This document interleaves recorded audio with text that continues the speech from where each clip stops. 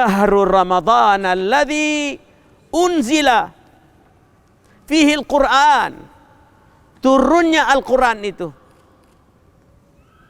hudal linnasi wa bayyinatin minal huda wal furqan. Dengan penerangan Al-Quran itu jadi terang, jelas, nyata, bersih, tidak bercampur, kesatuan dan keselarasan. Ini 3 sudut. Terang, jelas, nyata, bersih, tidak bercampur, dan kesatuan, keselarasan. Kalau kesatuan dan keselarasan itu kalau bahasa Arabnya sidqun. Sid. Kalau bersih tidak bercampur itu kalau bahasa Arabnya ikhlas. Terang jelas nyata itu niat. Terang jelas saya nak pergi keluar pintu itu niat, kehendak kita itu. Manusia itu kehendak.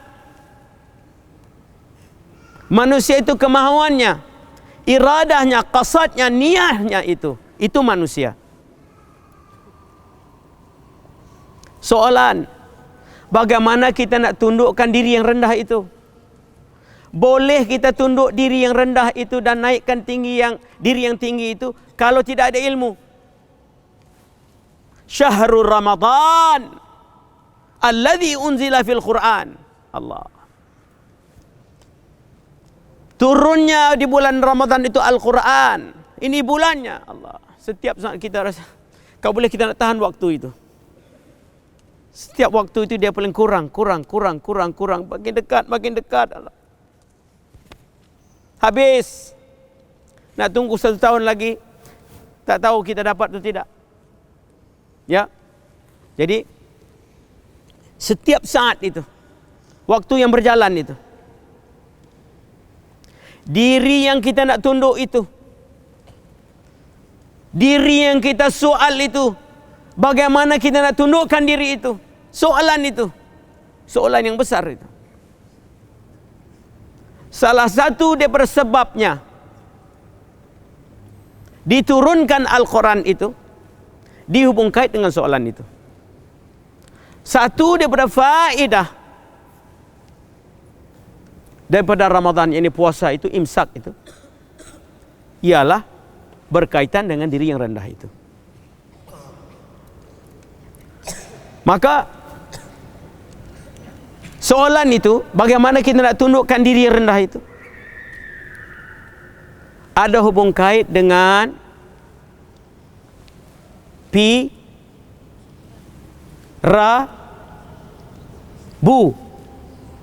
Pirabu.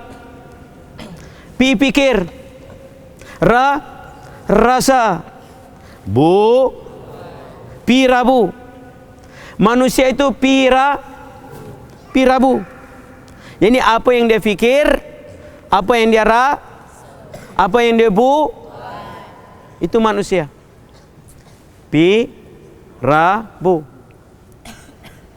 Kalau bahasa kitabnya itu ibadat, zikir, fikir. Pirabu lah itu. Dalam kitab sebut ibadat, zikir, fikir. Dalam zon waktu itu yang kita nak penuhkan itu 3 perkara itu. Ibadat, zikir, fikir. Ibadat, zikir, fikir. Maknanya fikir manusia itu, zikir itu rasa, ibadat itu buat. Pirabu. Pilih mengalami merasai, perangai berbuat. Perangai berbuat menyebabkan dia pikir menyebabkan dia pilih menyebabkan dia mengalami merasai, menyebabkan dia perangai berbuat. Jadi ini bulatan manusia itu. Bagaimana kita nak tundukkan nafsu itu? Kalau kita tidak betulkan pikiran kita, pilihan kita, mengalami merasai, perangai berbuat, dengan sekali semua itu mestilah kesatuan dan keselarasan. Tidak boleh kita pikir satu perkara yang lain, pilih perkara yang lain pula, mengalami merasa yang lain pula, perangai berbuat yang lain pula. Boleh jadi? Tak jadilah. Kita nak jadi kejayaan itu mesti ada kesatuan dan keselarasan. Sidqun itu. Sebab itu bila belajar ilmu tauhid itu, yang 18 yang kita belajar di bawah Muhammad Rasulullah, yang di atas 50 yang kita belajar la ilaha illallah itu. La ilaha illallah ini bahagian terang jelas nyata, ikhlas bersih tidak bercampur. Orang yang ada 50 akidah itu hasil daripada pengajian ilmu akidah tauhid itu yang dia baca, faham, ingat itu akan timbul kehendak kemahuan yang terang jelas nyata. Kehendak kemahuan yang terang jelas nyata itu menyebabkan nyata terang, tak boleh dia bergerak, tak boleh dia pandang, tidak boleh melainkan illallah. Illallah. Illallah. Illallah. Illallah. Illallah. Illallah. Itu kekuatan manusia. Itu kekuatan Ramadan. Itu kekuatan teras bagi Al-Quran. Apabila turunnya Al-Quran, pilih manusia itu telah menjadi terang jelas nyata. Allah. Itu satu bahagian terang jelas nyata pilih itu.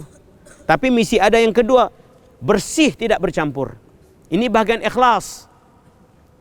Sekarang kita sudah pilih untuk berpuasa, untuk datang beriktikaf, ya, untuk mengikut jejak langkah Nabi sallallahu alaihi wasallam, segala anbiya, auliya, siddiqin, syuhada wassalihin. Sudah kita pilih itu. Tapi misi diusahakan yang kedua itu. Bagaimana nak menundukkan nafsu itu? Pertama, terang jelas nyata. Kedua, bersih tidak bercampur. Ketiga, kesatuan dan keselarasan.